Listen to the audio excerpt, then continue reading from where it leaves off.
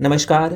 आप सभी का गोल्डन JK 21 में। तो फ्रेंड्स, फाइनली मॉडर्न हिस्ट्री का कंप्लीट मास्टर वीडियो लेके आ चुका हूँ आप लोगों के बीच। और इसमें हम लोग क्या कर कि भाई आपके शॉर्ट नोट्स के साथ साथ 25 सालों का है ना 25 ईयर का क्वेश्चन पेपर मैं करवा देता हूँ टॉपिक वाइज।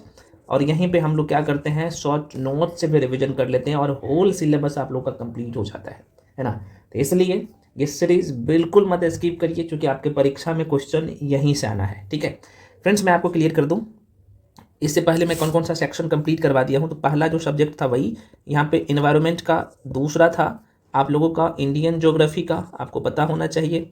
तीसरा था आप लोग का एंशिएंट हिस्ट्री। चौथा था मेडिवल हिस्ट्री, है ना। पांचवा फ्रेंड्स अभी मॉडर्न हिस्ट्री चल रहा है, ये भी कंप्लीट हो जाएगा आज। और छठा जो बायो चल रहा है ना, बायो का पार्ट 1 में दे चुका हूँ। तो ये सारे सेक्शन ये कंप्लीट है, ये दोनों जो है कंप्लीट हो जाएगा, है ना। उसके बाद बाकी जो सब्जेक्ट बचा हुआ और साथ में करंट अफेयर्स तो मैं आपको ऑलरेडी करवा ही रहा हूँ।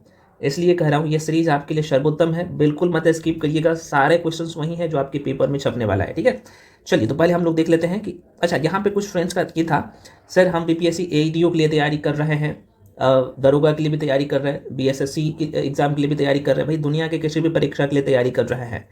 जहाँ पे GK GS का क्वेश्चन आएगा फ्रेंड्स, यहाँ से क्वेश्चन पूछे जाएंगे, है ना। तो बिहार के किसी भी परीक्षा के लिए आप तैयारी कर रहे हैं ना, तो भाई सभी परीक्षा के लिए महत्वपूर्ण है। महत्वपूर्ण क्या, क्वेश्चन यहीं से छपेगा। चलिए देख लीजिए, क्योंकि यहाँ पे वो सारे टॉपिक कवर किया जा रहा है ना। तो आधुनिक भारत के इतिहास में हम लोग कौन कौन सा चैप्टर को पूरा करने वाले हैं। तो पहला जो चैप्टर हम लोगों का रहने वाला है, यहाँ पे आप देख पा रहे हैं, भारत में यूरोपीय कंपनियों का आगमन, है ना। दूसरा चैप्टर हम लोगों का रहने वाला है फ्रेंड्स, मराठों का उदय एवं विकास। यहाँ इसके सारे क्वेश्चंस करने वाले हैं। अगला टॉपिक जो हम लोग पूरा करने वाले हैं, आप देख सकते हो, स्वतंत्र राष्ट्र, जिसमें हम लोग मैसूर, बंगाल, पंजाब, अवध से संबंधित जितने भी क्वेश्चन पूछे गए हैं उससे तो करेंगे ही, साथ में आपका कंसेप्ट भी क्लियर हो जाएगा। उसके बाद अगला चैप्टर है हम लोगों का, यहाँ पे आप देख पा रहे हो, औपनिवेशिक अर्थव्यवस्था। नेक्स्ट है समाचार पत्र एवं पत्रिकाएं, 1857 की महान क्रांति, किसान विद्रोह एवं किसान आंदोलन, है ना। उसके बाद अगला चैप्टर हम लोगों का रहने वाला है जनजातीय और जो अन्य प्रमुख आंदोलन हुए थे उसको पूरा करेंगे। सामाजिक एवं धार्मिक आंदोलन को करने वाले हैं। उसके बाद आप देख सकते हो अगला जो क्वेश्चन रहने वाला है, भारतीय राष्ट्रीय कांग्रेस। नेक्स्ट यहाँ पे आप देख सकते हैं बंगाल विभाजन एवं स्वदेशी आंदोलन। उसके बाद फ्रेंड्स हम लोग मुस्लिम लीग। उसके बाद होम रूल आंदोलन, क्रांतिकारी आंदोलन, है ना। उसके बाद रॉलेट एक्ट, चार्टर एक्ट, ये सब से जितने भी प्रश्न पूछे गए, जालियांवाला हत्याकांड, असहयोग खिलाफ आंदोलन, है ना, खिलाफत आंदोलन, सविनय अवज्ञा आंदोलन, स्वराज पार्टी, महात्मा गांधी उनके प्रारंभिक आंदोलन, गांधी इरविन समझौता, गोलमेज सम्मेलन, पूना पैक्ट, ये सब टॉपिक है। और मेन टॉपिक भी है भारत छोड़ो आंदोलन से संबंधित जितने भी क्वेश्चन पूछा गया है, सुभाष चंद्र बोस, कैबिनेट मिशन, नौसेना विद्रोह, संविधान सभा, माउंटबेटन योजना, भारत विभाजन, भारत का संवैधानिक विकास, गवर्नर जनरल, वाइसराय, कथन नारा, है ना, उपाधियां, स्वतंत्रता के बाद भारत की स्थिति क्या था, और आधुनिक भारत से संबंधित जितने भी विविध वाला क्वेश्चन है उसे पूरा कर लेंगे और हम लोगों का कंप्लीट हो जाएगा मॉडर्न हिस्ट्री। समझ रहे ना। तो बस इतना करेंगे। चलिए बढ़ते हैं क्वेश्चन पे। आपका टाइम नहीं किल करूंगा, एक एक मिनट बहुत ज़्यादा कीमती है। पहला क्वेश्चन आपके सामने, क्वेश्चन कह रहा है कि वास्को डिगामा भारत कब आया था। तो बिल्कुल सभी लोग आंसर टिक करेंगे, सर ये बेसिक सा क्वेश्चन है, तो आंसर हो जाएगा सी। 2023 के दरोगा के पेपर में पूछ लिया गया था 1498 में। लेकिन भाई आपको यहाँ से प्रैक्टिस भी करना है। कैसे, आपके पास जो भी बुक है, जिस भी बुक से आप पढ़ रहे हो, प्रैक्टिस जरूरी है, ताकि होल सिलेबस आपका एक साथ में कंप्लीट हो जाए और एग्जाम में आप क्वेश्चन मिस ना करो। ठीक है, तो वास्को डिगामा के बारे में समझने से पहले देखो, भारत में जब यूरोपीय कंपनियों का जो आगमन होता है ना, तो उसका क्रम देख लीजिएगा, डायरेक्टली प्रश्न पूछ लेता है। जाहिर सी बात है, जो लोग ऑलरेडी बैच में पढ़ रहे हो, आपके पास ये नोट्स होगा, तो आप लोग क्या करिएगा, आपके पास है तो मल्टीपल टाइम पहले वीडियो देख लीजिएगा, ऑलरेडी कंप्लीट क्लास दे चुका हूँ, और नोट्स है तो आप उसका रिवीजन करिएगा। जो लोग खुद से पढ़ रहे हो, तो जो भी नोट्स है भाई आपके पास उसको करिए। ठीक है, तो सबसे पहले पुर्तगाली आया था, उसके बाद डच आया था, अंग्रेज आया था, उसके बाद देखो मैं आगमन का क्रम पूछ रहा हूँ, भारत आया था तब, उसके बाद फ्रांसीसी आया था, लेकिन कंपनी स्थापना के क्रम में ये बदल जाता है। तो पुर्तगाली कब आया था, 1498, डच 1605, अंग्रेज 1608, डेनिश 1620, फ्रांसीसी 1668 में आया था। तो ये क्रम में पूछ लेता है, ध्यान रख लीजिएगा। अब ये जो कंपनी स्थापना करता है ना, या ब्रिटिश कंपनी, ब्रिटिश नहीं होगा, यूरोपीय कंपनियां जो है अपना कंपनी स्थापना करते हैं, तो ये कंपनी स्थापना भारत में नहीं बल्कि वो अपने देश में कंपनी का स्थापना करेगा तब ना भारत आएगा। तो आप ये कहा हाँ बिल्कुल सर, हाँ तो पुर्तगाली सबसे पहले कंपनी स्थापना करता है, लेकिन दूसरे नंबर पे यहाँ पे आने के क्रम में डच दूसरे नंबर पे था, तो यहाँ पे अंग्रेज क्या हो जाएगा, कंपनी स्थापना के क्रम में ये पहले कर लेगा, है ना। अंग्रेज 1600 ईस्वी में ही कंपनी स्थापना कर लेता है और डच करता है 1600 कब 2 में। बाकी सब सेम है, तो ये दोनों थोड़ा सा आगमन के क्रम में डच पहले आ जाता है, कंपनी स्थापना क्रम में अंग्रेज पहले कर लेता है।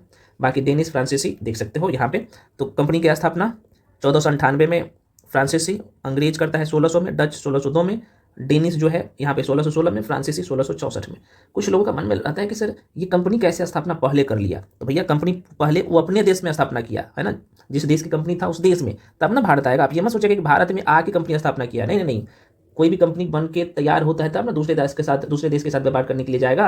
आप कहेगा हाँ चलो। अब यहाँ पे नवीन समुद्री मार्गों का खोज किया गया था, तो जैसे अलग अलग लोग था है ना, जिसमें वास्को डी गामा हो गया आप लोग का, कोलंबस हो गया, कुक हो गया है ना, ये तस्मान हो गया, उसका कैब्रल हो गया। तो इसके बारे में भी आपको यहाँ पे ऑलरेडी चार्ट में बना के दे दिया हूँ, तो सही निगाहों से देख लीजिएगा, मैं रिवीजन करवा दूंगा। वास्को डी गामा के बारे में थोड़ा सा देख लीजिएगा, पुर्तगाली के बारे में तो आपने देख ही लिया, वास्को डी गामा देख लो। देखो वास्को डी गामा जब भारत आया था मेरे भाई 20 मई 1498 में कालीकट पहुंचा था, है ना, यही है वास्को डी गामा। जिस जहाज से आया था उसका जहाज का नाम था साओ गेब्रियल, इसके जहाज का नाम था। केप ऑफ गुड होप के रास्ते आया था, इसका सहायता गुजराती जो व्यापारी थे अहमद मजीदी ने किया था। कालीकट के शासक जमोरिन भव्य स्वागत किया था। हालांकि वहां पे पहले से जो अरब लोग व्यापार कर रहे थे वो वास्को डी गामा का पूरा विरोध करता है, लेकिन एक भी नहीं चलता है क्योंकि जमोरिन ने उनका साथ दिया था वास्को डी गामा का। यहाँ पे काली मिर्च और मसाला का व्यापार किया और यहाँ से जो भी वस्तुएं खरीद के लेके गया तो जाने आने का है ना पैसा को काट के, और जो बचा तो वो उसका जितना लेकर था उसका 60 गुना जितना लगाया था 60 गुना जो है मुनाफा हुआ था। वास्को डी गामा जो है दोबारा 1502 ईस्वी में भारत आता है और तीसरी बार जो आता है ये 1524 ईस्वी में भारत आता है और भारत में ही इसका मृत्यु हो जाता है केरल के कोचीन में। कब? तो 24 दिसंबर है ना 1524 में जब तीसरी बार भारत आता है तो इसका मृत्यु हो जाता है वास्को डी गामा का। समझ में आ गया? चलो आशा करते हैं मैं थोड़ा सा टाइम लिया हूँ तो एक बार रिवीजन करवा दिया आप लोगों को। अगला प्रश्न है फिर भाई, क्वेश्चन है आपके सामने, सर्वप्रथम यूरोपियन व्यापारी जो हिंद चीन आए थे कौन था? ऑप्शन में आपको टिक। तो अब कहिएगा सर क्वेश्चन को थोड़ा सा घुमा दिया है, क्वेश्चन तो वही है। हाँ भैया क्वेश्चन वही है, तो आंसर क्या हो जाएगा? आंसर हो जाएगा पुर्तगाली सबसे पहले आया था ना 1498 में, आपको पता ही होना चाहिए, अभी मैं बता दिया हूँ। पुर्तगाली के बाद बाकी लोग आए थे। कई बार प्रश्न पूछता है ना कि हिंद चीन या इंडो चाइना क्षेत्र में कौन कौन सा देश आ जाता है। मैं आपको बता दूँ Vietnam, Laos, Myanmar, Thailand, Cambodia सबको शामिल किया जाता है उसमें, ध्यान रखिएगा। अगला क्वेश्चन है, देखो भाई 2008 के दरोगा में प्रश्न पूछा गया है और क्वेश्चन देख लीजिए, बहुत दमदार क्वेश्चन है। क्वेश्चन कह रहा है कि भारत के व्यापारिक संबंध सबसे पहले किस यूरोपीय देश से स्थापित हुआ या हुए, है ना। तो आप सीधे तौर पे कहेंगे सर अभी तो आपने बताया, तो सबसे पहले पुर्तगाल के साथ ना हुआ, बिल्कुल पुर्तगाल के साथ हुआ। अब मैं थोड़ा सा पुर्तगाली के बारे में एक बार बता देता हूँ कुछ बातें, तो यहाँ से किसी भी एंगल से क्वेश्चन पूछे तो भाई मिस ना हो। देखो भाई जब पुर्तगाली लोग भारत में आया था तो भारत का क्या स्थिति था, मैं आपको 1 मिनट का टाइम दूंगा, सब कुछ बता दूंगा। देखिए यहाँ पे देख सकते हैं जब पुर्तगाली भारत आया था तो कंपनी का नाम था, आप सबको पता है, एस्तादो द इंडिया। 1498 में आता है। प्रथम केंद्र इन्होंने कोचिन केरल में लगाया था 1503 में। द्वितीय केंद्र कुन्नूर केरल में लगाया था 1505 में। मालाबार तट नाम आपको पता ही है। प्रथम गवर्नर जो था भाई पुर्तगाल की तरफ से, इसका नाम था फ्रांसिस्को डी अल्मेडा बेचारा का नाम था। तो पुर्तगाल में जो शासक था, जब पुर्तगाली लोग भारत आया था तो शासन व्यवस्था पुर्तगाल में चला रहे थे। वहाँ के जो शासक थे मैनुअल प्रथम था, और वहाँ के जो राजकुमार था इसका नाम था डॉन हेनरिक, है ना, जिसे हम लोग नहीं मतलब कि डॉन हेनरी को हेनरी द नेविगेटर के नाम से भी जाना जाता था, क्योंकि इन्होंने समुद्री खोज में बहुत पैसा खर्च किया अपने व्यापारियों सब के लिए, है ना। अब देखो भारत की स्थिति क्या था जब भारत में पुर्तगाल आता है, तो दिल्ली में सिकंदर लोदी का शासन चल रहा था, है ना, लोधी वंश चल रहा था। सिकंदर लोदी अपना शासन व्यवस्था को दिल्ली में चला रहा था। विजयनगर साम्राज्य में देखा जाए तो नरसिंह राव जो है ना द्वितीय, जो कि सालू वंश मैंने आपको पढ़ाया हूँ मध्यकालीन भारत के इतिहास में, तो उसका शासन व्यवस्था चल रहा था। गुजरात में जो है मोहम्मद बेगरा अपना शासन व्यवस्था चला रहे थे जब यूरोपीय कंपनियां भारत आता है। तो वास्को डी गामा के बारे में तो आपने समझ ही लिया कि प्रथम जो यूरोपियन व्यक्ति थे वास्को डी गामा, जो कि भारत पहुंचा था। उसके बाद यहाँ पे प्रमुख इनके पुर्तगाली गवर्नर थे, जैसे आप सबको पता है कि ये फ्रांसिस्को डी अल्मेडा, ये जो भारत आता है ये पुर्तगाल का प्रथम गवर्नर बनके और 1505 से 1509 तक रहता है। भारत में प्रथम पुर्तगाली गवर्नर ये हुआ है अल्मेडा महोदय, यही इसका तस्वीर है। इसने कुन्नूर, कोचीन तथा जो है यहाँ पे ये अंजा द्वीप है में किले का निर्माण भी करवाया था ये महोदय, और भारत के संदर्भ में इसने ब्लू वाटर पॉलिसी जो है ना शुरू किया था, यही महोदय किया था। प्रश्न पूछता है अल्मेडा ने। उसके बाद यहाँ पे अल्बुकर्क आता है, ये 1509 से 1515 तक रहता है। और भारत का भारत में जो है पुर्तगाली, ये दूसरा पुर्तगाली गवर्नर था, आपको पता होना चाहिए। इसका वास्तविक इसे जो है मतलब कि अल्बुकर्क को भारत में पुर्तगाली शक्ति का वास्तविक संस्थापक माना जाता है, आपको पता होना चाहिए, क्योंकि इन्होंने यही महोदय जो है आप तस्वीर में देख पा रहे हैं, इसका नाम है अल्बुकर्क। इन्होंने ही क्या किया, 1510 पे गोवा पर कब्जा कर लिया, 1511 में मलक्का पे, 1515 पे हरमुज पर अधिकार कर लेता है, ठीक है ना। तो ये थोड़ा सा ध्यान रखिएगा। और कोचीन का केंद्र भी यही बनाया था, आपको ये भी आपको पता होना चाहिए। भारतीय महिलाओं के साथ विवाह की नीति इन्होंने ही अपनाया था। सती प्रथा पर रोक जो है यही व्यक्ति ने, अल्बुकर्क ने लगाया था। उसके बाद अगला जो है पुर्तगाली आ जाता है, जिसका नाम है नीनो डी कुन्हा, 1529 से 38 तक रहता है। अल्बुकर्क के पश्चात अगला गवर्नर था ये, और इन्होंने 1530 में पुर्तगाली प्रांतों की राजधानी कोचीन से बदलकर गोवा को बना लिया था, ठीक है ना। 1534 इसमें दीप बेसिन गुजरात के तत्कालीन शासक बहादुर शाह प्रथम से ये प्राप्त किया था, आपको यहाँ पे तस्वीर में दिख रहा होगा। उसके बाद अल्फांसो डी सूजा आता है, हाँ सॉरी, तो मैं ये बता रहा था, अल्फांसो डी सूजा आता है, इसके बाद आता है भाई नीनो डी कुन्हा के बाद आता है। इनका टाइम पीरियड 1542 से ये एक ही साल के आसपास में ये रहता है। इसी के समय में सूजा के समय में, डी सूजा के समय में ही जो है प्रसिद्ध जो है वहाँ के जो संत थे, जिनका नाम था आप देख सकते हो फ्रांसिको जेवियर, किसके समय, दी सूजा के समय में भारत आया था। बहुत प्रश्न पूछता है। पुर्तगाली का योगदान क्या रहा है, जरा सा देख लीजिएगा। तो यहाँ से प्रश्न पूछ लेता है भाई, देख लो। तो प्रिंटिंग प्रेस का जो है स्थापना होता है गोवा में, ये पुर्तगाली का ही दिन था, 1556 ईस्वी में, आपको पता ही होना चाहिए। फसल में देखा जाए तंबाकू, लाल मिर्च, पपीता, आलू, मक्का, टमाटर, कहवा, अमरूद, अनानास, अल्फांसो आम, है ना। अल्फांसो आम इसी का दिन है, ध्यान रखिएगा, अल्फांसो डी सूजा का, है ना, जिसे डी सूजा कहते हैं, ठीक है। उसके बाद आप यहाँ पे देखोगे जहाज निर्माण की कला हम लोग पुर्तगाली से ही उस टाइम में सीखे थे। ईसाई धर्म की प्रसार किया था, और इन्होंने प्रथम चर्च जो लगाया था, आपको यही है प्रथम चर्च, है ना, ये 1510 में लगा था, सेंट थॉमस, जो केरल में प्रसिद्ध है, आपको पता होना चाहिए। और ये गॉथिक, यहाँ पे आपको दिख रहा होगा, गॉथिक स्थापत्य कला पर आधारित है ये चर्च, है ना, जिसका नाम है सेंट थॉमस, जो कि केरल में प्रसिद्ध है अभी भी, है ना। प्रथम पादरी जो है था यहाँ पे, जिसका नाम था फ्रांसिस्को जेवियर, जो कि किसके समय में आया था, अभी आपने देखा ना, डी सूजा के समय में, अल्फांसो डी सूजा के समय में आया था ये। पुर्तगाली के पतन का कारण क्या है भाई, तो जाहिर सी बात धार्मिक असहिष्णुता, है ना, यूरोपीय कंपनियों से संघर्ष, ये है ना, कार्टेज जो है आर्मीटा काफिला, जिसे कह सकते हो भाई, ये पूरे तरीके से समुद्र पर अपना ये कब्जा किया था और लूट भी कर रहे थे उस समय। स्वतंत्रता प्राप्ति के समय गोवा, जिस समय भाई भारत देश आजाद हुआ था, उस समय गोवा पर जो अधिकार किया था ये पुर्तगाली लोग, तो कौन था गोवा का गवर्नर, तो ये बोस्सा था। बहुत पूछता है क्वेश्चन, बोस्सा था, ध्यान रख लीजिएगा। और पुर्तगाल के अंतिम गवर्नर जो है 1961 में यहाँ से जाता है, जिसका नाम आप देख सकते हो, चूंकि यहाँ से गोवा से जो निकलते हैं ये लोग 1961 में, है ना। और कौन था अंतिम गवर्नर, इसका नाम था मैनुअल एंटिनियो। और पुर्तगाली को यहाँ से भगाया गया था गोवा से, तो भाई ऑपरेशन विजय के तहत। और ये जो पुर्तगाली बस्ती था, है ना, 1961 के बाद पुर्तगाली बस्ती गोवा दमन द्वीप को विलय करके भारत में मिलाया गया। और यहाँ पे देखा जाए तो अभी भी समान नागरिक संहिता चल रहा है। और मैं आपको बता दूं, ये जो है प्रत्येक साल जो है 19 दिसंबर 1900, जो कि 1961 में गोवा को जो है यहाँ पे मुक्त किया गया था पुर्तगाली से, तो इसलिए 19 दिसंबर को प्रत्येक साल जो है गोवा दिवस के या फिर गोवा मुक्ति दिवस के रूप में मनाते हैं, ठीक है। चलो मैं आपको सर 3 क्वेश्चन में इतना टाइम ले लिया, अब नहीं लूंगा, मैं थोड़ा सा फास्ट में करवाऊंगा, क्योंकि अच्छा क्वेश्चन टॉपिक था और कोई प्रश्न यहाँ से पूछता है, इसलिए मैं बता दिया हूँ। चलो अगला प्रश्न है, लो आप वही क्वेश्चन आ गया जो मैं बताया हूँ। प्रश्न क्या पूछा है कि पुर्तगालियों ने गोवा पर अधिकार किया था, तो आप सर 1510 में, अभी तो आपने बताया, अभी बताया ना भाई, यहाँ पे देखो ना, पुर्तगालियों ने अल्बुकर्क के नेतृत्व में जो किया था, है ना, अभी एक बार देख लीजिए, यहाँ पे 1510 में, है ना, गोवा पर अधिकार किया, 1511 में मलक्का पे, 1515 में हरमुज पर अधिकार किया यही ये व्यक्ति, इसका नाम है अल्फांसो डी अल्बुकर्क। तो बस चीज़ों को अच्छे से कर लीजिए ताकि किसी भी एंगल से प्रश्न पूछे ना मिस हो। अगला प्रश्न है, भारत में पुर्तगाल उपनिवेश की राजधानी गोवा, देखो यहाँ पे ये क्वेश्चन बहुत इंपॉर्टेंट है। भारत में पुर्तगाल उपनिवेश की राजधानी गोवा को बनाने वाले व्यक्ति थे, अभी आपने देखा ना, तो आप कहेगा सर अल्बुकर्क ने किया था, है ना, तो अल्बुकर्क इसका राइट आंसर हो जाएगा। अल्फांसो डी जो है Albuquerque is the right answer. दोबारा सुनिए, बहुत इंपॉर्टेंट क्वेश्चन है, अल्बुकर्क हो जाएगा राइट आंसर, माइंड में रखिएगा।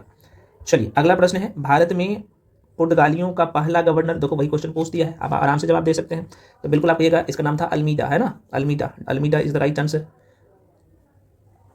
ठीक है। चलो आगे बढ़ जाते हैं, अगला क्वेश्चन है, ये भी दरोगा के 16 में एग्जाम में 2016 में दरोगा की परीक्षा में प्रश्न पूछ लिया गया है। चलिए अगला क्वेश्चन है फ्रेंड्स, बहुत ही महत्वपूर्ण, वेरी वेरी इंपॉर्टेंट क्वेश्चन है। क्वेश्चन कह रहा है कि निम्न में कौन सा भारत आने वाला पहला जो है अंग्रेजी जहाज है। दोबारा सुनिए, निम्न में कौन सा भारत आने वाला पहला अंग्रेज जहाज है ना। तो अब यहाँ पे लोग गलती करते हैं, आपको गलती से बचना है। तो बिल्कुल जो लोग रेड ड्रैगन टिक कर रहे हैं बिल्कुल सही है, रेड ड्रैगन है। भारत आने वाला प्रथम अंग्रेजी जहाज रेड ड्रैगन था। जहाज हेनरी मिडिल्टन का नाम आपने जरूर सुना होगा। मिडिल्टन के देख रेख में इंडीज की यात्रा पर जो है निकला था।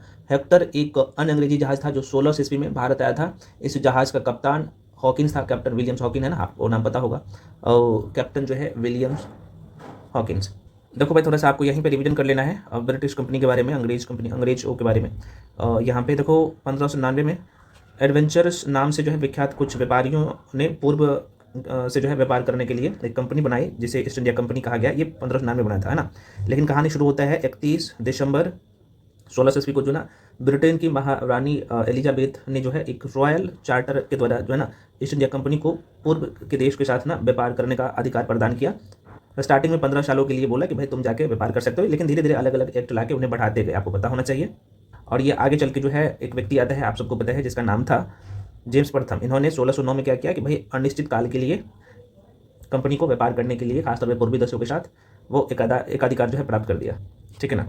अब देखो जेम्स प्रथम के बारे में थोड़ा सा बहुत इंपॉर्टेंट है ना। तो यहाँ से आपको देखना है कैप्टन हॉकिंस 1608 ईस्वी में हेक्टर नामक जो है जहाज कैप्टन हॉकिंस के नेतृत्व में भारत आता है। और ये जो कहाँ पे, तो सूरत बंदरगाह पर जो है ये पहुंचता है। एक प्रश्न और पूछता है, समुद्र के रास्ते भारत पहुंचने वाला प्रथम जो व्यक्ति था, अंग्रेजी की मैं बात कर रहा हूँ, तो कैप्टन हॉकिंस था। कैप्टन हॉकिंस बादशाह जहांगीर से मिलने आगरा पहुंचा था। कहाँ पे, आगरा। देखो ये सारे की पॉइंट आपके लिए महत्वपूर्ण है, इसे मल्टीपल टाइम रिविजन कर लीजिएगा, ठीक है ना। और इन्होंने अपना प्रथम फैक्ट्री कहाँ पे लगाया था, ये सब डेटा है आपके सामने, आप देख सकते हो डायग्राम। सर टॉमस रॉ के बारे में भी आपको क्या करना है, एक सरसरी निगाहों से रिवीजन कर लेना है। बंगाल में ब्रिटिश कंपनी जो है अपना फैक्ट्री स्थापना करता है, कहाँ कहाँ पे किया, किसके समय काल में किया था, देख सकते हो ये सारी चीज़ें, है ना। फरूख सैयद का फरमान क्या था, ब्रिटिश कंपनी को कौन सा फरमान जारी किया था, ये सारी चीज़ आपको दिखेगा। उसका डेनिस दिखेगा, है ना। उसके बाद फ्रांसीसी के बारे में भी पढ़ा दिया गया है बहुत कायदे से। अलग अलग जो है आंग्ल संघर्ष हुआ है, आप देख सकते हो, प्रथम कर्नाटक, द्वितीय, तृतीय, ये सब आपको क्या करना है, रिवीजन कर लेना है। खैर चलिए क्वेश्चन पे, अगला क्वेश्चन पे बढ़ते हैं भाई। अगला प्रश्न है आपके सामने, और देखो अगला क्वेश्चन है फ्रेंड्स आप लोगों के बीच में। क्वेश्चन कह रहा है कि वास्को डी गामा भारत की खोज कब की थी। देखो भाई एक्चुअली भारत की खोज नहीं किया था, भारत और यूरोपीय देशों के बीच जो समुद्री रास्ते से व्यापार होगा ना, उस रास्ते का खोज किया था। तो 1498 में, आप सबको पता ही है, हम लोग पढ़ चुके हैं। तो आंसर यहाँ पे हो जाएगा सी। वास्को डी गामा यात्री थे, तो ये पुर्तगाली थे, आपने देख लिया। और अभी मैं आपको शॉर्ट नोट्स को भी एक बार डिस्कस करवा दिया हूँ। तो उम्मीद करते हैं कि भाई यहाँ से आप किसी भी एंगल से एग्जाम में प्रश्न पूछे आप मिस नहीं करोगे। देखिए बहुत सारे फ्रेंड्स का ये है कि सर हम क्विक रिवीजन सीरीज में अगर आपके साथ जुड़ना है तो कैसे जुड़े, मैं आपको बता दूँ। ये जो सीरीज़ है सबके लिए सर्वोत्तम है ना। कहीं भी पढ़े हो, इसमें अगर आप जुड़ना चाहते हो, आपको लगता है कि मेरा स्कोर कम आ रहा है, तो आराम से आंख बंद करके जुड़ सकते हैं, क्योंकि इसमें वही कंटेंट दिया जा रहा है जो आपके एग्जाम में टू दी पॉइंट दिखेगा, है ना। वही क्वेश्चंस करवाया जा रहा है। तो सबसे बड़ी बात है कि देखो इसमें 200 टॉपिक कंप्लीट कराया जा रहा है, साथ में आपको 25 साल का PYQs भी करवा रहा हूँ, ये तो यूट्यूब पे करवा रहा हूँ। लेकिन जो मेन है इसमें 200 टॉपिक का शॉर्ट नोट्स मिल रहा है ना। और PYQs का भी बुकलेट मिल रहा है, उसका वीडियो मिल रहा है, कंप्लीट एक्सप्लेनेशन, साथ में करंट अफेयर्स, सारे सेक्शन आपको एक जगह मिल जा रहा है, ठीक है। तो जो लोग ज्वाइन करना चाहते हैं तो इसमें सारे सेक्शन है, geography, history, polity, Indian economy, environment, science and tech, bio, physics, chemistry, current affairs, Bihar special, each and everything, सब कुछ है। और इसका फी पता है, मात्र अभी 1099 था, कम करके सिर्फ 499 कर दिया हो। तो जो लोग ज्वाइन करना चाहते हो कर सकते हो, अभी भी टाइम है आपके पास, है ना। तो इस नंबर पे, नंबर यहाँ पे बता देता हूँ, 7319924130 पे पेमेंट करके भेजना होता है। पेमेंट आप गूगल पे, फोन पे, पेटीएम किसी माध्यम से भेजेंगे, उसके बाद आपको बैच में जोड़ दिया जाएगा। देखो फ्रेंड्स कहीं भी पढ़े हो, एक मैं बात बोलना चाहूँगा, टेस्ट लगाना जरूरी है, क्योंकि टेस्ट वो लगाना है जो आपके एग्जाम रेलेवेंट हो। और मॉक टेस्ट मैं आपको करवा ही रहा हूँ। जो लोग टेस्ट ज्वाइन करना चाहते हो इसके लिए भी ये 50 टेस्ट है, और ये 50 टेस्ट दे के जाते हैं ना, तो आप बोनाफाइड बन के जाते हैं एग्जाम हॉल में, ठीक है। और इसका भी फी मात्र जो है देख सकते हो, सिर्फ 399 कर दिया हूँ, 399, और इसमें 50 फुल लेंथ टेस्ट है, ठीक है ना।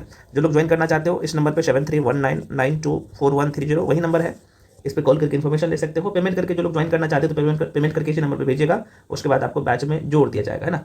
ये व्हाट्सअप नंबर भी है, कॉलिंग नंबर भी है, और पेमेंट का नंबर भी यही है। तो पेमेंट करने के बाद उसका स्क्रीनशॉट करके इसी नंबर पर भेजिएगा, हम आपको बैच में जोड़ देंगे, ठीक है। जो लोग क्विक रिवीजन सीरीज में आना चाहते तो यही नंबर है, सेम नंबर है 7319924130, इसी पर पेमेंट करना होता है। और इसी नंबर पर ये व्हाट्सअप नंबर भी है, तो उसका स्क्रीनशॉट करके भेजिएगा, हम आपको बैच में जोड़ देंगे। अगला चैप्टर है फ्रेंड्स, आप सब देख पा रहे हैं, मराठों का उदय एवं विकास। प्रश्न यहाँ से पूछता है, ठीक है।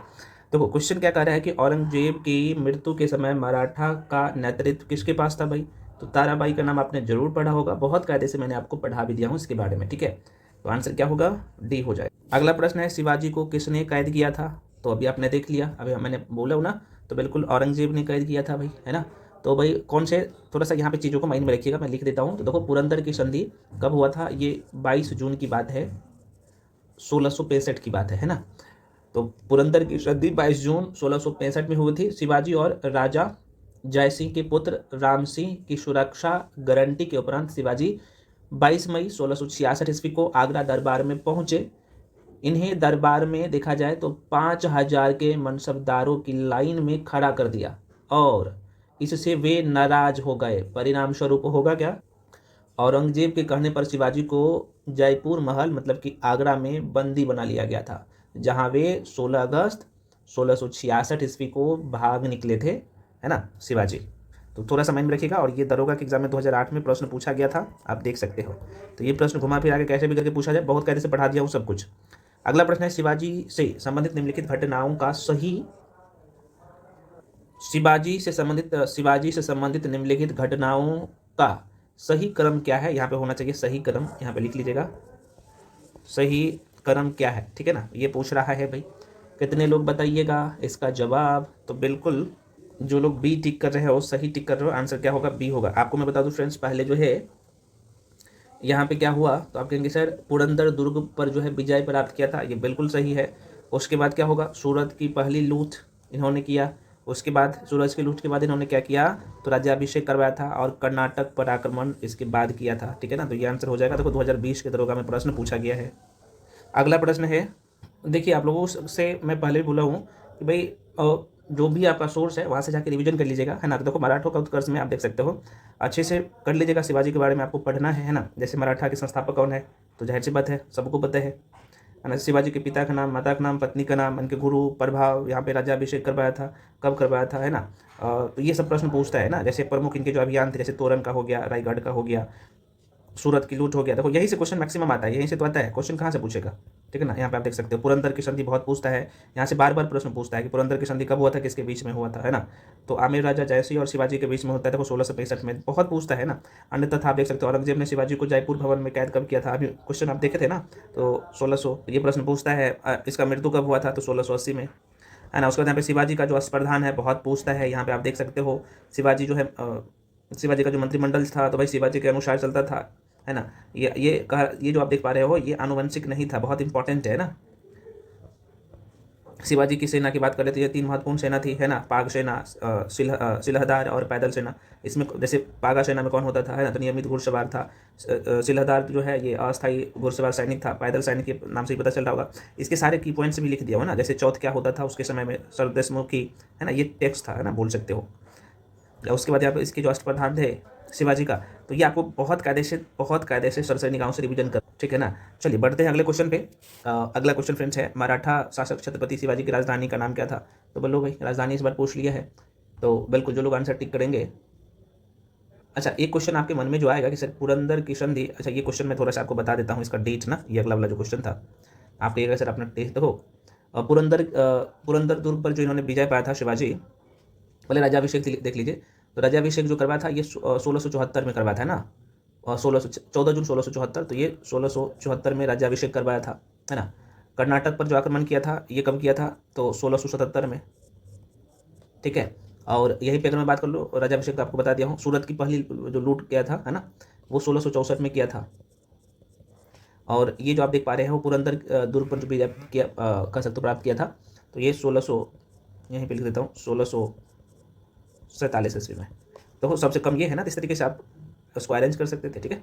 खैर लो, अगला क्वेश्चन, मराठा शासक छत्रपति शिवाजी की राजधानी का नाम था भाई, बिल्कुल रायगढ़ था। अभी हम आपको बताया ना, रायगढ़ हो जाएगा इसका राइट आंसर। और ये 2021 के दरोगा में प्रश्न पूछा गया है, ठीक है ना। अगला प्रश्न फ्रेंड्स, निम्नलिखित पेशवाओं में नाना साहिब के रूप में कौन लोकप्रिय था? नाना साहिब पेशवा में बात कर रहा हूँ, तो बिल्कुल सी, बालाजी जो है बाजीराव, है ना। राइट आंसर क्या हो जाएगा? सी।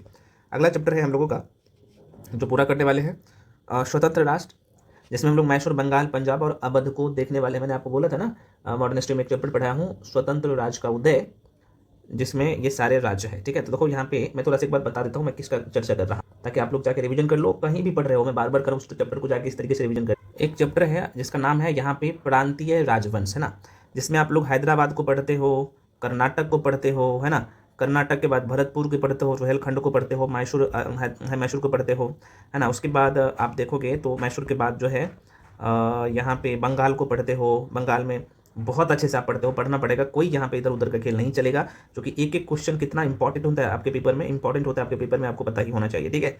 तो ये सारे पॉइंट्स आप कवर करते हो, यही चैप्टर है, तो जाके रिविजन कर लीजिएगा। जो भी अंकल जैसे अवध को पढ़ते हो, है ना, अवध के बाद यहाँ पे जाट को पढ़ते हो, उसके बाद यहाँ पे पंजाब को पढ़ते हो। बहुत कायदे से फ्रेंड्स इसे कंप्लीट करना है, जैसे अमृतसर की संधि सब है ना, तो ताकि आपको अच्छे से सारे सेक्शन पे कमांड हो जाए। चलिए पहले क्वेश्चन पे करते हैं, उसके बाद मैं रिवीजन भी करवा दूंगा उस टॉपिक का। प्रश्न है कि बक्सर के युद्ध के समय दिल्ली पर किसका शासन था? दिल्ली पर किसका शासन था? और 2024 में दरोगा के मेंस में प्रश्न पूछ लिया गया। देखो भाई, यहाँ पे मैं थोड़ा सा रिवीजन ही करवा देता। देखो पहली बात आपको यहाँ पे ये रट लेना है कि बक्सर का युद्ध कब हुआ था, इसका डेट पता करिए, ध्यान रखिएगा ना। 22 अक्टूबर 1774 में हुआ था। किसके बीच में होता है? तो मीर कासिम के विरुद्ध अंग्रेज, मीर कासिम और अंग्रेज के बीच में होता है। तो सिर्फ मीर कासिम ही नहीं होता है, यहाँ पे देखिएगा एक लाइन में लिख दिया हूँ, भारत की तरफ से 3-3 नवाब होता है ना, कह सकते हो 3-3 जो है राजा और एक तरफ सिर्फ अंग्रेज, और यहाँ पे पूरे तरीके से हार जाते हैं ये लोग। देखो यहाँ पे मेंशन भी कर दिया हूँ कि मीर कासिम के विरुद्ध अंग्रेजों ने युद्ध छेड़ दिया। मीर कासिम वही जो सिराजुद्दौला के साथ विश्वासघात किया था, है ना, चर्चा करूंगा। तो मीर कासिम ने अंग्रेज को जो है युद्ध बंद करने की चेतावनी दी, लेकिन अंग्रेज नहीं माना। मीर कासिम अवध के नवाब सिराजुद्दौला के पास पहुंचा, है ना, सॉरी सिराजुद्दौला नहीं, सुजाउद्दौला होगा, माफी चाहता हूँ, सिराजुद्दौला मेरे माइंड पे आ जाता है, वो बंगाल के नवाब था, इसके साथ तो मीर कासिम विश्वासघात किया था। तो मीर कासिम अवध के नवाब किसके पास? तो सुजाउद्दौला के पास पहुंचता है उस समय। अब देखो यहीं पे देखो एक लाइन यहाँ पे मैं लिख दिया हूँ, मुगल बादशाह या फिर मुगल सम्राट जिसका नाम था शाह आलम द्वितीय भी वहीं पे उपस्थित था। और तो 3 लोग हो गए, एक तो मीर कासिम हो गया, ये बंगाल वाला क्षेत्र से जाहिर सी बात है, कह सकते एक तरह से भगोड़ा शासक था। दूसरा यहाँ पे ये अवध के नवाब सुजाउद्दौला मिल जाता है, और तीसरा जो है शाह आलम द्वितीय जो कि मुगल बादशाह था वो था। तो वो तीनों मिलके जो है अंग्रेजों के विरुद्ध युद्ध लड़ता है, जो कि बक्सर के युद्ध के नाम से जाना जाता है, जिसमें अंग्रेज का विजय होता है और इनकी जो संयुक्त सेना थी उनकी हार होती है। अच्छा, अंग्रेज की तरफ से इसका नेतृत्व कौन कर रहा था? तो आपको मैं यहाँ पे बता दूं, हेक्टर मुनरो, ध्यान रखिएगा नाम। तो हेक्टर, अंग्रेज की तरफ से हेक्टर मुनरो ने जो है अंग्रेजी सेना का नेतृत्व कर रहा था। और बक्सर के युद्ध है जब ये हार जाता है। तो मीर कासिम जब बक्सर का युद्ध हार जाता है तो भाई ये भाग जाता है दिल्ली की ओर। हालांकि इसकी जो है 1777 ईस्वी में मृत्यु हो जाता है। और यही बक्सर का युद्ध है। जैसे ही बक्सर के युद्ध यहाँ ये जो इनकी संयुक्त सेना हार जाते हैं, सॉरी संयुक्त जो 3 संयुक्त भारत के जो शासक लड़े थे अंग्रेजों के बीच, तो ये जो हार जाते हैं, तो पूरे तरीके से ये लाइन भी लिख दिया हूँ कि बक्सर के युद्ध के बाद ही भारत में वास्तविक रूप से ब्रिटिश प्रभुसत्ता स्थापित हुई। और 1765 ईस्वी में मीर जाफर की मृत्यु हो गई। उसके बाद कंपनी ने उसके पुत्र जिसका नाम था नजमादौला को अपने संरक्षण में नवाब बनाता है ना। उसके बाद इलाहाबाद का प्रथम संधि होता है, द्वितीय संधि होता है। तो प्रथम संधि 12 अगस्त 1765 में होता है, द्वितीय संधि 16 अगस्त 4 दिन बाद होता है 1765 में। ये भी प्रश्न पूछता है कि प्रथम संधि किसके बीच में होता है, द्वितीय संधि किसके बीच में होता है। तो रिवीजन कर लेना भाई, सब कुछ यहाँ पे मेंशन कर दिया हूँ, आप देख सकते हो। अगला क्वेश्चन है, यहाँ पे देख सकते हो भाई, ये बक्सर के युद्ध के समय दिल्ली का शासक कौन था? आपने देख लिया ना, आंसर क्या हो जाएगा बताने की जरूरत है? डी हो जाएगा, शाह आलम द्वितीय था भाई ये। अगला प्रश्न है, पंजाब का ब्रिटिश साम्राज्य में विलय किस वर्ष हुआ था? पंजाब की मैं बात कर रहा हूँ, तो ये भी आप पढ़ेंगे यहीं पे, तो बिल्कुल बी हो जाएगा। B is the right answer. 1849 ईस्वी में, 1849 ठीक कर लीजिएगा। पंजाब राज्य का ब्रिटिश राज में विलय वर्ष 1849 द्वितीय आंग्ल सिख युद्ध में सिखों की हार के बाद हुआ था, है ना। उस समय भारत का गवर्नर लॉर्ड डलहौजी था। देखो ये सब कुछ लिख दिया हुआ ना, आप यहाँ पे देखेंगे, जब मैं पंजाब के बारे में पढ़ाया हूँ ना, मैं थोड़ा सा दिखाता हूँ, है ना। देखो भाई, आप बोलिएगा सर देखो नहीं आप बताए कितने अच्छे से डिटेल में, इसके बाहर क्वेश्चन जाता ही नहीं है, ठीक है ना। तो देख सकते हो पंजाब में सिख धर्म की शुरुआत गुरु नानक से होता है। मैं आपको नई सारी चीज़ें बताऊंगा जो काम का है। महाराजा रणजीत सिंह के बारे में आप देख लो, अमृतसर की संधि हुआ था कब, ये पूछता है डायरेक्टली यहाँ से क्वेश्चन। रणजीत सिंह जब अपना प्रशासन चला रहा था, तो इसमें सारे पॉइंट्स देख सकते हो। प्रथम आंग्ल सिख युद्ध कब हुआ था? तो ये 1845 से 46 में। और द्वितीय आंग्ल जो है सिख युद्ध हुआ था 1848 से 49 में, जिसमें आप सबको पता है कि इस समय पंजाब का शासक दिलीप सिंह था और भारत का गवर्नर जनरल लॉर्ड डलहौजी था। सिख का नेतृत्व जो है शेर सिंह ने किया था। और यहीं पे जो है द्वितीय आंग्ल मैसूर युद्ध में सिख लोग हार जाते हैं, अंग्रेज जो है जीत जाते हैं। क्योंकि इसी युद्ध के बाद आप यहाँ पे देख सकते हो, मैं लिख भी दिया हूँ, है ना, कि इस युद्ध के बाद कहीं ना कहीं इसका शक्ति भी कमजोर ही हो गया था, ठीक है। तो यहाँ पे गुजरात की लड़ाई, चिलियावाला की लड़ाई भी देख लीजिएगा, थोड़ा सा माइंड में दोहरा लीजिएगा। रामनगर की लड़ाई भी से भी प्रश्न पूछ लेता है, थोड़ा सा देख लीजिएगा, ठीक। चलिए बढ़ जाते हैं अगले क्वेश्चन पे। प्रश्न पूछता है अली नगर की संधि, लो भाई किसके बीच में हुआ था? अली नगर की संधि किसके बीच में हुआ था? तो बिल्कुल ब्रिटिश और सिराजुद्दौला के बीच में होता है, ब्रिटिश और सिराजुद्दौला के बीच में होता है। देखो भाई ये वाला वीडियो ना बहुत अच्छे से देख लेना, मुझे लगता है कि 35 मिनट का वीडियो है, 35 से 40 मिनट का वीडियो है। बंगाल को बहुत कायदे से पढ़ाया हूँ, है ना। प्लासी का युद्ध आपको दिख जाएगा, इसका पूरे तरीके से इसका कंप्लीट पृष्ठभूमि दिख जाएगा। अलीनगर की संधि आपको दिख जाएगा, 9 फरवरी 1757 में हुआ था। और यह संधि जो हुआ था सिराजुद्दौला, बंगाल के नवाब सिराजुद्दौला और क्लाइव के बीच में हुआ। ये जो अलीनगर की संधि थी, इसमें क्या क्या प्रावधान था सब मेंशन कर दिया हूँ। बहुत ही अच्छे की पॉइंट जहाँ से प्रश्न पूछे जाते हैं पेपर में, वो सब मेंशन कर दिया हूँ। कहाँ मिलेगा लूसेंट में इधर उधर, तो अच्छे से भाई मेहनत करिए ताकि। और ये देखो बिहार दरोगा के 2023 के पेपर में प्रश्न पूछ लिया गया है। खैर आगे बढ़ते हैं। 1799 में टीपू सुल्तान की मृत्यु के उपरांत मैसूर का राजा किसे बनाया गया? तो फ्रेंड्स जब भी आप पढ़ते हैं तो देखो मैसूर के बारे में आपको पढ़ना है ना। हैदर अली को पढ़ना है। प्रथम आंग्ल मैसूर युद्ध, द्वितीय आंग्ल मैसूर युद्ध कब होता है? देखो ये डेट पूछता है। जैसे प्रथम होता है 1767 से 1769, दूसरा होता है द्वितीय आंग्ल मैसूर युद्ध होता है। ये सब हालांकि मैं लास्ट में लिख दिया हूँ। और चतुर्थ आंग्ल मैसूर युद्ध जो होता है, ये देख सकते हो यहाँ पे आपको साफ साफ दिखेगा। मैं थोड़ा सा दिखा देता हूँ जूम करके ना। चतुर्थ आंग्ल मैसूर युद्ध होता है टीपू सुल्तान और अंग्रेजी के जो कह सकते हो भाई इनकी संयुक्त सेना के बीच में होता है। टीपू सुल्तान यहीं पे हार जाते हैं, और जब ये हार जाते हैं तो ये युद्ध क्षेत्र में ही मारे जाते हैं। उसके बाद जो है कृष्ण राय को यहाँ पे शासक बनाया जाता है। आप देख सकते हो यहाँ पे लिख भी दिया वो सारी चीज़ें। तो यहाँ पे ये आपको थोड़ा सा ध्यान रखना है कि आंग्ल मैसूर संघर्ष है ना, प्रथम कब हुआ था, कौन से संधि हुआ था, और गवर्नर तो इस समय कोई नहीं था, ठीक है ना। तो ये थोड़ा सा ध्यान रखिएगा। तो प्रथम आंग्ल मैसूर युद्ध, द्वितीय आंग्ल मैसूर युद्ध कब होता है? तो देख सकते हो 1780 से 84 में मंगलोर की संधि के तहत यहाँ समाप्त होता है। और वारेन हेस्टिंग भाई अंग्रेज की तरफ से उस समय गवर्नर जनरल था, ठीक है ना। तृतीय आंग्ल मैसूर युद्ध होता है श्रीरंगपट्टनम की संधि के तहत समाप्त होता है। उस समय अंग्रेजी गवर्नर कर्नवालिस।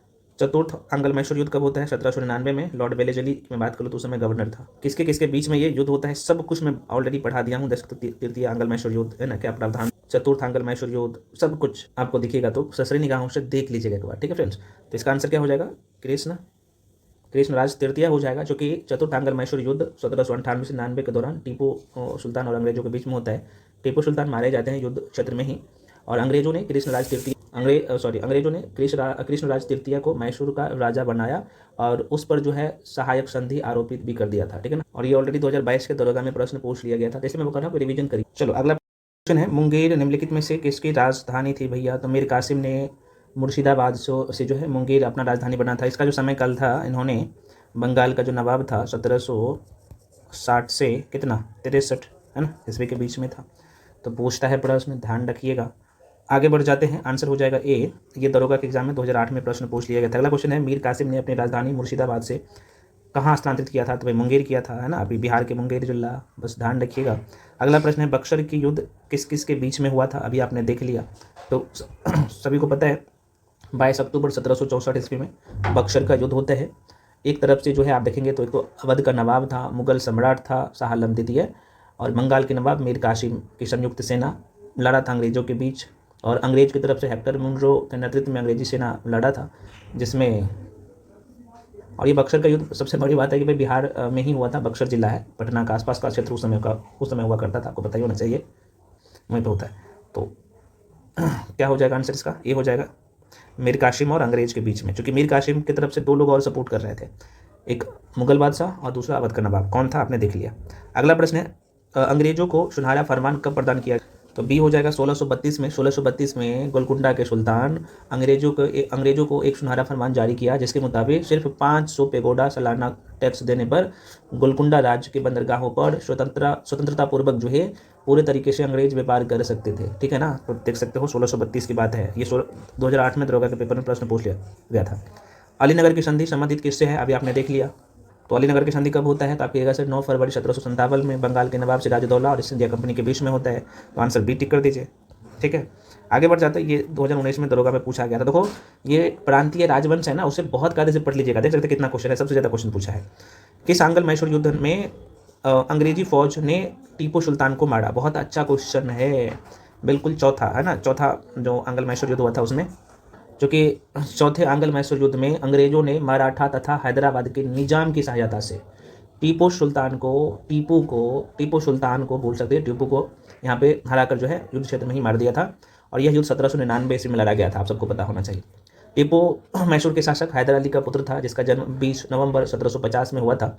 और शेर ए मैसूर के नाम से टीपू सुल्तान को ही जाना जाता है ना, तो वो शेर था उस समय, आपको पता होना चाहिए। चौथा आंसर ए हो जाएगा, 24 का आंसर हो जाएगा। ये दरोगा के एग्जाम में 2020 में पूछ लिया गया है, ठीक है। अगला प्रश्न है, अवध के ब्रिटिश साम्राज्य में मिलाने के समय अवध के नवाब कौन था, है ना। तो अब कितने लोग आंसर, देखो ये इसलिए मैं कह रहा हूँ, ये बहुत इंपॉर्टेंट सभी का सभी चैप्टर बिल्कुल वाजिद अली शाह के समय में किया था, है ना। अवध के ब्रिटिश साम्राज्य में मिलने के समय अवध के नवाब वाजिद अली शाह था। वाजिद अली शाह ने 1847 से 1856 तक, वाजिद अली शाह ने, यहाँ पे लिख देता हूँ, 1847 से 1856 तक शासन किया। वे अवध के आखिरी नवाब थे, है ना। और इसी के बाद जो होता है ना 1857 की क्रांति, तो यही वाजिद अली शाह की पत्नी बेगम हजरत महल का नाम आपने जरूर सुना होगा। 1857 के विद्रोह में कितना योगदान था, है ना। तो वही यही वाजिद अली शाह की पत्नी थी भाई, बेगम हजरत महल, है ना। और चूंकि इन्होंने क्या किया था, अंग्रेजों ने क्या किया कि भाई अवध को अपने साथ इन द सेंस के ब्रिटिश साम्राज्य में मिला लिया था, और इससे भी यहाँ पे एकदम आक्रोशित थे, हमको पता होने से। खैर आगे देखते हैं, बहुत कार्य से ये सब पढ़ा चुका हूँ, आप लोग कहीं ना कहीं पढ़ चुके होंगे। अगला क्वेश्चन है, प्लासी का युद्ध निम्न में किस जगह लड़ा गया था, है ना। तो लोग प्लासी का युद्ध कहाँ पर लड़ा गया था, सबको पता है, पश्चिम बंगाल की प्लासी जगह है, आपको पता होना चाहिए, तो बंगाल में। तो बहुत पूछता है फ्रेंड्स, ध्यान रखिएगा, प्लासी के युद्ध 1757 में ईस्ट इंडिया कंपनी बंगाल के नवाब सिराजुद्दौला के बीच में लड़ा गया था, जिसमें अंग्रेजों का जीत हुआ था। विश्वघात कौन किया था, सभी लोग जानते हो, विश्वघात बोलते हो क्या, कोई बात नहीं, हो जाता है लगातार। अगला क्वेश्चन है, किस ब्रिटिश जनरल ने पोर्टो नोवो में हैदर अली को हराया था, बहुत इंपॉर्टेंट है ये भी क्वेश्चन। तो फ्रेंड्स बिल्कुल सर आयरकूट राइट आंसर हो जाएगा। देखो पोर्टो नोवो का युद्ध होता है, कह सकते हो ये 1781 की बात है, कितने लोग जानते हो। 1781 में मैसूर के हैदर अली और सर आयरकूट के नेतृत्व में कंपनी की फौज के बीच होता है, जिसमें हैदर अली पराजित हो जाता है, ठीक है ना। तो आंसर क्या हो जाएगा, बी।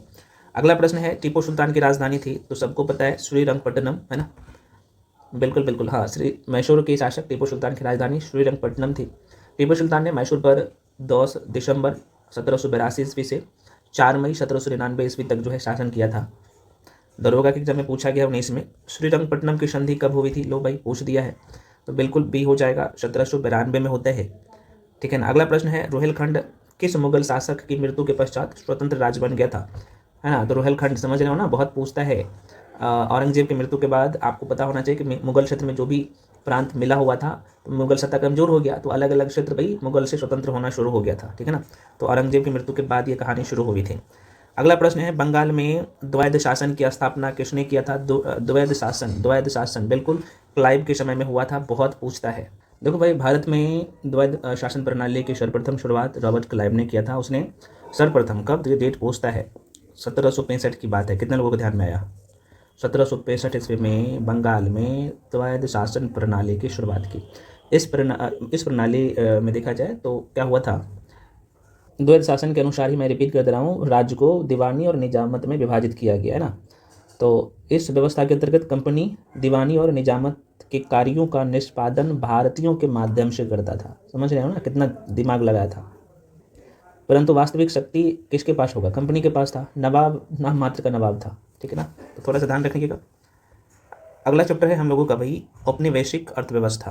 क्वेश्चन है, आसान सा क्वेश्चन है, आपने भू राजस्व व्यवस्था पढ़ा होगा बहुत कायदे से। यहाँ पे अंग्रेजों के द्वारा जो लाया गया था ना भाई, अलग अलग टैक्स वसूलने के लिए, भारत को कंगाल करने के लिए। देखो यहाँ पे अस्थायी बंदोबस्त लागू था बिहार, बंगाल, उड़ीसा में। यहाँ पे रैयतबाड़ी व्यवस्था था मद्रास, मुंबई वाला क्षेत्र में। ऊपर में महलवाड़ी व्यवस्था था पंजाब वाला क्षेत्र में। कितने लोगों को पता है, हमको पता है, आप सभी को पता है, ठीक है। तो प्रश्न पूछा जाता है कि ये व्यक्ति का नाम पूछा है, किसका, तो जेम्स थॉमसन, और ये बर्ड व्यक्ति का नाम था ना, R.M. बर्ड। ये दोनों कौन से राज्य व्यवस्था से संबंधित था भाई, तो ये महलवाड़ी पंजाब वाला क्षेत्र में लगाया जो था, पता है ना। तो भाई R.M. बर्ड और जेम्स थॉमसन का संबंध महलवाड़ी व्यवस्था से संबंधित है, ठीक है ना। चलो आगे बढ़ जाते हैं। अगला प्रश्न है भाई कि ब्रिटिश ईस्ट इंडिया कंपनी की स्थापना की गई थी, तो भाई 1600 ईस्वी में। अब बहुत सारे लोग 1602 टिक कर देंगे, गलत मत कर दीजिएगा। 31 दिसंबर 1600 ईस्वी में हुआ था। अगर डेट पूछा जाए एक्यूरेट तो 31 दिसंबर है, ठीक है ना, 31 दिसंबर 1600 ईस्वी। आगे बढ़ जाते हैं। अगला प्रश्न है, ईस्ट इंडिया कंपनी का निम्नलिखित में से आरंभिक नारा क्या था भाई, शुरू में क्या नारा था इनका नारा था कि भू भाग नहीं व्यापार। उनका उस समय था कि हमें इंडिया का भूभाग से मतलब नहीं, हमें व्यापार करनी है। लेकिन इसका चरित्र चेंज हो जाता है, आपने देखा होगा, है ना। तो ये पूछता है प्रश्न, ध्यान रखिएगा, इसका सी इज द राइट आंसर हो जाएगा। अगला है क्वेश्चन, देख सकते हो कि अंग्रेजी सरकार द्वारा किस ईस्वी में सूती वस्त्रों पर जो है आयात कर, है ना, टैक्स को हटा दिया था। कितने लोग, बिल्कुल बिल्कुल 1881 ईस्वी में, है ना। देखो भाई, भारतीय सूती वस्त्र उद्योग वास्तविक विकास जो इसका होता है 1851 में बम्बई, आपको पता होना चाहिए, मैं थोड़ा सा नाम भूल रहा हूँ। बम्बई, हाँ मैंने आ गया, बम्बई स्पिनिंग एंड जो है वीविंग मिल की स्थापना शुरू हुआ था, है ना। और अंग्रेजी सरकार द्वारा सूती वस्त्रों पर क्या किया था, टैक्स जो हटा दिया गया था वो 1881 ईस्वी में, ठीक है। और सूती वस्त्र उद्योग की उत्पत्ति पूछा जाए तो ये 1818 में शुरू हुआ था, ठीक है। तो बी आंसर हो जाएगा। अगला प्रश्न है, अगला चैप्टर ही है कि अल हिलाल नामक, चैप्टर का नाम ही आप देख सकते हो समाचार पत्र एवं पत्रिकाएं। बहुत पूछता है, तो प्रश्न पूछा है कि अल हिलाल नामक अखबार की स्थापना किसने किया था, ठीक है ना। तो बिल्कुल अबुल कलाम आज़ाद, ये सब हम लोग बहुत कायदे से पढ़ चुके हैं, 2023 के दौरान पूछा गया है। निम्न में से कौन सी पुस्तक महात्मा गांधी द्वारा लिखी गई है भाई, है ना। तो बिल्कुल भी यंग इंडिया। आगे बढ़ जाते हैं 23 के दरोगा के एग्जाम में, गांधी जी द्वारा निम्न में से कौन सा समाचार पत्र जो है यहाँ पे शुरू किया गया था। तो लोग फिर से वही क्वेश्चन रिपीट हुआ है, तो young India right answer tick कर लीजिएगा। भारत में प्रथम अंग्रेजी समाचार पत्र का प्रारंभ किया था, प्रथम बोला जाए तो बी हो जाएगा, जेम्स ऑगस्टस हिक्की। आगे बढ़े, अगला प्रश्न है भाई, निम्न में से किसने इंडियन ओपिनियन नामक जो है समाचार पत्र का आरंभ किया था। बिल्कुल, जो लोग यहाँ पे जो टिक कर रहे हो बी बिल्कुल सही है, महात्मा गांधी। आगे बढ़ जाते हैं, समाचार पत्र ये रफ्त होना चाहिए, रस्त गुफ्तार भी बोल सकते हो जी, मतलब कि सच बताने वाला, ऐसे बोल सकते हो, सच बताने वाला या रफ्त गुफ्तार का संबंध निम्नलिखित में से किस धर्म सुधार से था भाई। बहुत अच्छा क्वेश्चन है ना। और यहाँ से प्रश्न पूछता है बहुत, तो पारसी, बिल्कुल पारसी पारसी पारसी। समाचार पत्र रफ्त गुफ्तार बम्बई से संचालित होने वाला एक पेपर था, जिसे 1854 में कौन चलाया था, तो आप सबको पता है, दादा भाई नौरोजी, है ना। कब, 1854 ईस्वी में शुरू किया गया था। ये पारसियों, इस समाचार पत्र का संबंध पारसियों के सामाजिक सुधार से था, ठीक है ना। अगला प्रश्न देखो, दरोगा की एग्जाम में पूछा गया, मैं नहीं बार बार नहीं बताऊंगा, आप नीचे में देख सकते हो। अगला प्रश्न है भाई, निम्नलिखित में से कौन सा युग संपादन और समाचार पत्र है। तो देखो यहाँ पे राजा राम मोहन राय है, और कौन सा सुमेलित है ये पूछा है क्या, एक मिनट, कौन सा सुमेलित नहीं है इसे पूछा है, क्या पूछा है, एक मिनट देख ले, कौन सा सुमेलित नहीं है, यही पूछा है, ठीक है ना। तो देखो भाई, गला फंस जाता है, क्या करे, माफी चाहता हूँ ना। हाँ, तो संवाद कौमुदी राजा राम मोहन राय के द्वारा लिखा गया है, बिल्कुल सही है भाई, संवाद कौमुदी राजा राम मोहन राय। और सोम प्रकाश ईश्वर चंद्र विद्यासागर, ये भी आपको सही दिख रहा होगा। मोतीलाल घोष की बात कर ले, कितने लोग जानते हो इसके बारे में। तो अमृत बाजार पत्रिका बिल्कुल शुरू किया था, ये भी सही है। लेकिन एनी बेसेंट जो है, ये जो बोला है कि भाई सर्वेंट ऑफ इंडिया सोसाइटी, ये एनी बेसेंट का नहीं है, किसका है, तो ये गोपाल कृष्ण गोखले का है। किसका है भाई, गोपाल कृष्ण गोखले का है ये servant of India society. Annie Besant का न्यू इंडिया और कॉमनवेल्थ हम लोग पढ़ चुके हैं, तो वो ये पत्रिका इसका है, ठीक है। आगे बढ़ जाते हैं भाई, दक्षिण अफ्रीका में प्रवास के दौरान महात्मा गांधी ने कौन सी पत्रिका का प्रकाशन किया था, ठीक है। बिल्कुल भी हो जाएगा, इंडियन ओपिनियन, है ना। महात्मा गांधी ने कौन सी पत्रिका शुरू की, लो भाई आगे आपके सामने, कौन सी पत्रिका शुरू किया था। तो बिल्कुल यहाँ पे आप देखोगे तो हरिजन का शुरुआत किया था, ध्यान रखिएगा। अगला चैप्टर है भाई 1857 का विद्रोह, ठीक। तो प्रश्न है भाई क्या, 23 के दरोगा के पेपर में पूछा गया था, मंगल पांडे किस नेटिव इन्फेंट्री से संबंधित थे। बिल्कुल ढेर सी बात है, कितने लोग, मंगल पांडे कितने नंबर का, तो 34वीं नेटिव इन्फेंट्री, एन आई का मतलब होता है नेटिव, आई का मतलब इन्फेंट्री होता है, ठीक है ना, इससे था। अगला प्रश्न है, सिनोमेटोग्राफ जिसे हम लोग संशोधन विधेयक 2023 का मुख्य उद्देश्य क्या है। करंट अफेयर से आप जोड़ दिया है क्या, इसमें पूछ दिया था, कोई बात नहीं। तो बिल्कुल ये जो है आंसर इसका सी हो जाएगा, पायरेट फिल्म कंटेंट को रोकना, और ये पायरेटेड, मैं भी चाहता हूँ, पायरेटेड मतलब कॉपी फिल्म नहीं होता है, पायरेटेड होगा, पायरेटेड जो है फिल्म को रोकना, और आयु नशा रेटिंग सुनिश्चित करना, ये इसका था। 1857 क्रांति के समय भारत के गवर्नर जनरल कौन था भाई, ठीक है ना। बहुत पूछता है, तो लॉर्ड कैनिंग था, आप सबको पता है। अगला प्रश्न है, दिल्ली में 1857 के विद्रोह के असफलता के बाद बहादुर शाह जफर को कहाँ पर निर्वासित कर दिया गया था अंग्रेजों की तरफ, तो रंगून भेज दिया गया था, आप सबको पता होना चाहिए। अगला प्रश्न है, 1857 के विद्रोह में बाबू कुंवर सिंह ने बिहार को जो है किस क्षेत्र से नेतृत्व प्रदान किया, तो भाई आरा से, आप सबको पता ही है, हमें बताने की जरूरत नहीं है, ठीक है। बिहार में 1857 की क्रांति का नेतृत्व किसने किया था, तो कौन करेगा भाई, कुंवर सिंह, बाबू कुंवर सिंह। अगला प्रश्न, 1857 में मेरठ में प्रथम सिपाही विद्रोह की आग किस दिन भर की थी, लो डेट पूछ दिया है मेरठ का, देख सकते हैं। और दरोगा में पूछा गया 8 में क्वेश्चन, आप लोग पूछते डेट, देखो 10 मई की बात है, ध्यान रखना, प्रचलित डेट है 10 मई 1857 की बात है, ठीक है।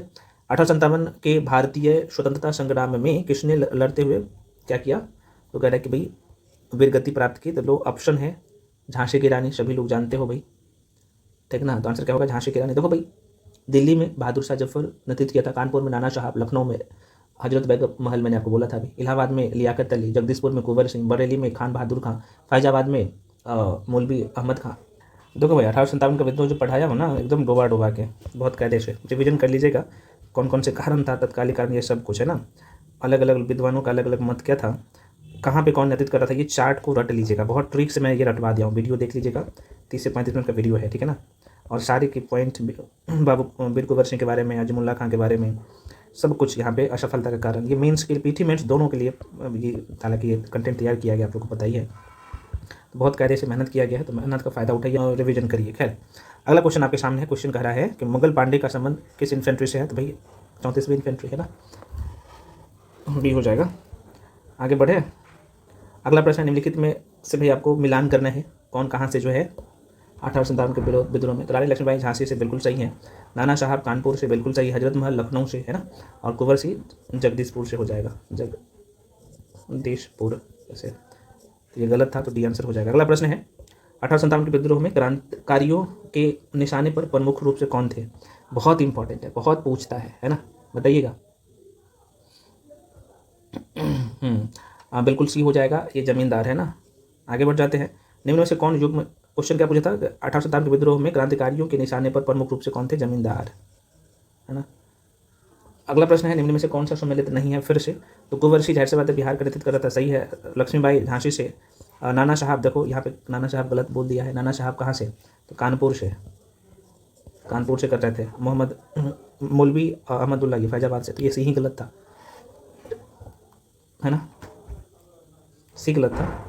अगला प्रश्न है फ्रेंड्स आपके सामने, निम्नलिखित में किसने 1857 की क्रांति को जो है राष्ट्रीय क्रांति, नेशनल रिवोल्ट घोषित किया, बहुत अच्छा क्वेश्चन, मुझे पता है कि आप लोग सबको आते हैं, तो इसका नाम ध्यान रखिएगा, डिजरेली का नाम सुना हो ना, बेंजामिन डिजरेली, राइट आंसर इसका हो जाएगा, ठीक है।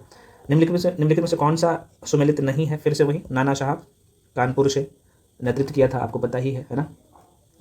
उसके बाद यहाँ पे रानी लक्ष्मीबाई झांसी से, ग्वालियर से कौन कर रहा था, तो आप कहिएगा सर ये तात्या टोपे, बिल्कुल सही। इलाहाबाद से कौन, तो कुंवर सिंह कहाँ से, तो आप कहिएगा अभी तो आपने बताया कुंवर सिंह बिहार से, है ना। इलाहाबाद से कौन कर रहा था भाई, तो लियाकत अली, है ना, लियाकत अली, बहुत कायदे से पढ़ चुके हैं आप लोग। अगला क्वेश्चन है, 1857 क्रांति की शुरुआत कहाँ से हुआ था, मेरठ से हुआ था, सबको पता है आप लोगों को, 10 मई की कहानी है भाई, 10 मई से शुरू होता है कहानी, 1857। फ्रेंड्स यहाँ तक मैं छोड़ देता हूँ, अगले वीडियो में हम लोग यहाँ से शुरू कर लेंगे, ठीक है। वीडियो का लेंथ बड़ा हो जाता है, काफ़ी लोग का डिमांड रहता है, सर छोटा रखिए, हम लोग बड़ी जल्दी कंप्लीट कर लेंगे, कोशिश मैं करूँगा 3 वीडियो में कंप्लीट करवा दूँ, और ये कंप्लीट मैं करवा भी दूँगा, ठीक है। उसके बाद मास्टर वीडियो एक ही में करके फिर से उसे दे दूँगा, है ना। तो लेकिन इसे करिए ताकि, और रिवीजन मैं ये इसलिए करवा रहा हूँ ताकि आप रिवीजन करो शॉर्ट नोट से, या फिर जो भी आपका बुक्स है जिससे भी कर रहे हो, ताकि आपको पता चले कि क्वेश्चन कहाँ से आ रहा है, और इस टाइम में भी रिवीजन करके बोनाफाइड बन सकते हैं। मिलते हैं अगले वीडियो में, जो लोग आना चाहते हो पेड बैच में आ सकते हो, सारे कंटेंट सब कुछ एक जगह आपको मिलता है ना। जो टेस्ट देना चाहते हो आराम से आइए दीजिए, एक जगह सारे कंटेंट है, बस जितना कर पा रहा हूँ कर लीजिएगा, एग्जाम नहीं रुकेगा। मिलते हैं अगले वीडियो में, तब तक के लिए जय हिंद।